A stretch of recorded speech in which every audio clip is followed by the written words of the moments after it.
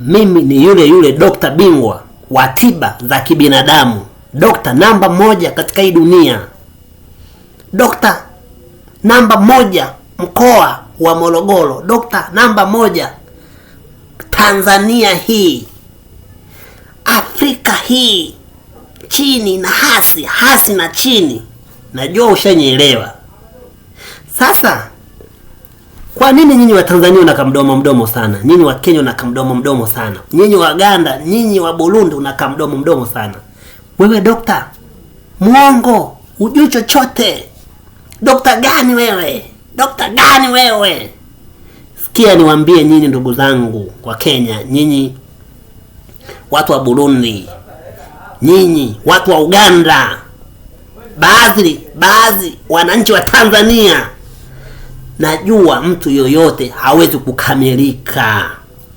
Kuna wabaya tu watamsema na kuna wazuri tu watamsifia.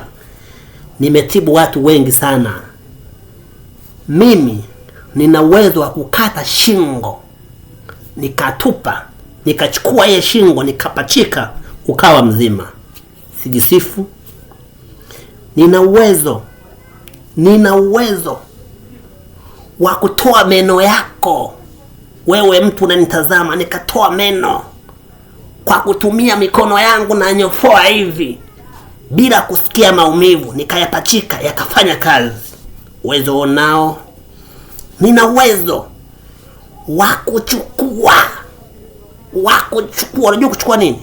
Nina uwezo wa kuchukua hiyo mbegu yako ya binadamu nikachuja, nikatoa pembeni, nikachukua mbegu ya ng'ombe nikapachika katika uume wako, ukazalisha akatoka binadamu. Uwezo nao.